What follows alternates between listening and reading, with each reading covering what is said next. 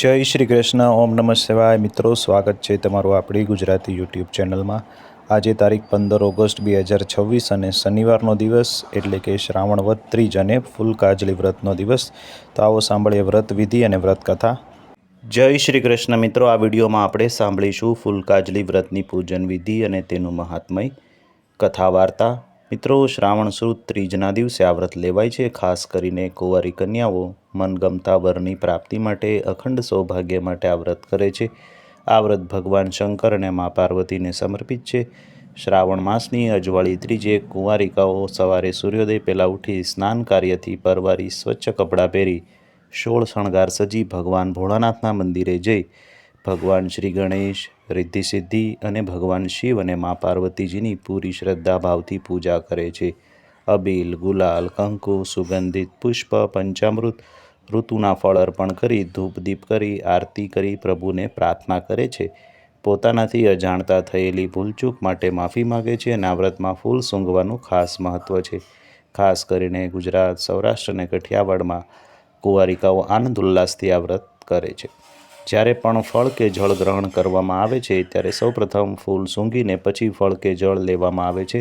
સંધ્યા સમયે ગાય માતાનું પૂજન કરી રાત્રિ જાગરણ કરી ભગવાન શંકર અને મા પાર્વતીજીની કથા સાંભળે છે. ભજન કીર્તન કરવામાં આવે છે અને વ્રત કરે છે. દેવપુરા પુરાણમાં કહ્યું છે કે પૂરી શ્રદ્ધા અને ભક્તિથી આ વ્રત કરનારના સમગ્ર જીવનમાં સંસારના સુખની સુગંધ રહે છે. મનગમતા વરની પ્રાપ્તિ થઈ સુસંતતિ પ્રદાન થાય છે. ફૂલની જેમ તેનું જીવન પણ સુગંધીમય બને છે.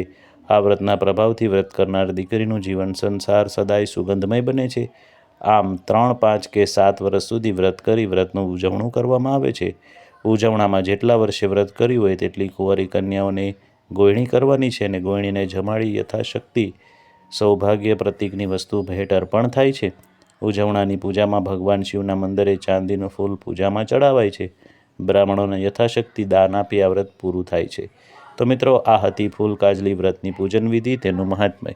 હવે સાંભળીશું વ્રતની કથા. બોલો શંકર ભગવાન મા પાર્વતીજીની જય. હિમાલય પર કૈલાશમાં ભગવાન શંકર અને મા પાર્વતીજી બેઠા બેઠા સોગઠાબાજી રમી રહ્યા હતા.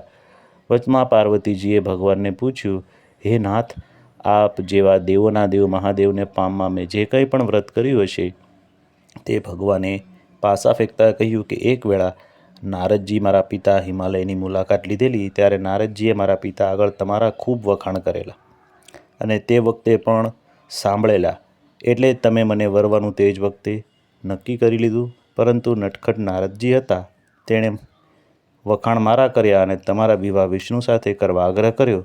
જ્યારે તમે આ જાણ્યું ત્યારે તમે ખૂબ કલ્પાંત કર્યું અને પછી તમારી એક અવિશ્વાસુ સખીને તમારા મનની મૂંઝવણ જણાવી તો તેણે કહ્યું કે તું બધી ચિંતા છોડી દે અને તે અંગે પછી વિચારણા કરીશું. અત્યારે મન મોકળું થાય એ માટે આપણે જરા જંગલમાં ફરી આવીએ. તમે બેનપણી સાથે વનમાં ફરવા નીકળી પડ્યા. રસ્તામાં એક ઠેકાણે માટીનો ઢગલો પડ્યો હતો. ત્યાં જઈ તમે બેઠા બેઠા રમતા રમતા માટીનું શિવલિંગ બનાવ્યું. તેની પૂજા કરવા માટે વગડામાં ફરીને ફૂલો, બીલીપત્રો, કેવડો વગેરે શોધીને લાવ્યા અને ભાવથી શિવલિંગની પૂજા કરી.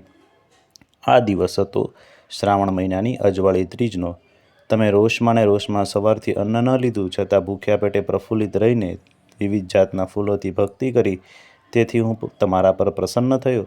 મેં પ્રગટ થઈને તમને વરદાન માગવા કહ્યું તો તમે 2 હાથ જોડીને એટલું માગ્યું કે હે ભોળાનાથ, જો મારી ભક્તિ સાચી હોય તો આપ મારા સ્વામી થાવ. અને તથાસ્તુ કહી હું અંતર્ધ્યાન થઈ ગયો. તેવામાં તમારા પિતા તમારી શોધખોળ કરતા ત્યાં આવી પહોંચ્યા અને તે પૂછે એ પહેલાં જ તમે કહી દીધું કે હું ભગવંતથી ભગવાન શંકરને વરી ચૂકી છું. તે વખતે તમે મને વિવિધ જાતના પુષ્પોથી પૂજ્યો હતો અને તે વ્રતનો પ્રભાવ તમારા પિતા પર એવો પડ્યો કે તેણે થોડા જ દિવસોમાં મારી સાથે તમારા લગ્ન કરી દીધા. ભગવાને શંકરે મા પાર્વતીનું શંકાનું સમાધાન કરીને કહ્યું કે મને હંમેશા બીલીપત્ર જ ચડાવાય છે, છતાં તમે શ્રાવણ મહિનાની અજવાળી ત્રીજના દિવસે મારું વિવિધ જાતના પુષ્પોથી પૂજન કર્યું હોવાથી જે કોઈ શ્રાવણ મહિનાની અજવાળી ત્રીજના દિવસે વિવિધ જાતના પુષ્પો ચડાવી મારું ભક્તિ કરશે તેના સર્વે કાર્યો સિદ્ધ થશે. તેના મનના મનોરથ હું પૂર્ણ કરીશ. આ વ્રતનું પૂજન તમે વિવિધ જાતના પુષ્પોથી કર્યું હતું. આથી આ વ્રતને ફૂલ કાજલીનું વ્રત કહેવામાં આવે છે. જે કોઈ કુંવારી કન્યા ફૂલ કાજલીનું વ્રત રહેશે તેને મનગમતા વરની પ્રાપ્તિ થશે. તેનું જીવન ફૂલોની સુગંધની જેમ મહેકતું રહેશે. સૌભાગ્યવતી સ્ત્રી જો ફૂલકાજીનું વ્રત કરશે તો તેના સંસારનો બગીચો ફૂલોની જેમ મહેકી ઉઠશે. ફૂલકાજીનું વ્રત કરનારી દરેક કુંવરી કન્યાને મનગમતો ગુણવાન વર મહાદેવજી અને મા પાર્વતી આપશે. સ્ત્રીઓનું અખંડ સૌભાગ્ય રાખશે. આ વ્રતની કથા વાંચનાર સાંભળનાર સર્વેનું કલ્યાણ થશે, સર્વેની મનોકામના પૂર્ણ થશે. જય ભગવાન ભોળાનાથ, જય મા પાર્વતીજી. મિત્રો, આ હતી ફૂલકાજળી વ્રતની પૂજન વિધિ અને તેનું મહાત્મય અને તેની કથા વાર્તા. મિત્રો, તમે પૂરી શ્રદ્ધાથી અંત સુધી આ કથા સાંભળી છે અને મેં સંભળાવી છે. આપને આ કથા જરૂર ગમી હશે. જો કથા ગમી હોય તો વિડીયોને લાઇક કરી કોમેન્ટમાં જય ભોળાનાથ, જય મા પાર્વતી જરૂર લખજો. ચેનલ પર નવા હોય તો ચેનલને સબસ્ક્રાઈબ કરી બાજુમાં બેલ આઇકન પ્રેસ કરી દેજો, જેથી આપણા આવનારા તમામ નવા વિડીયોની નોટિફિકેશન તમને મળતી રહે. તો ફરી મળીશું આવી નવી જ ધાર્મિક માહિતી અને નવી કથા સાથે. ત્યાં સુધી આપ અમને રજા આપશો. આપ સૌને અમારી ચેનલના જય શ્રી કૃષ્ણ. ઓમ નમઃ શિવાય.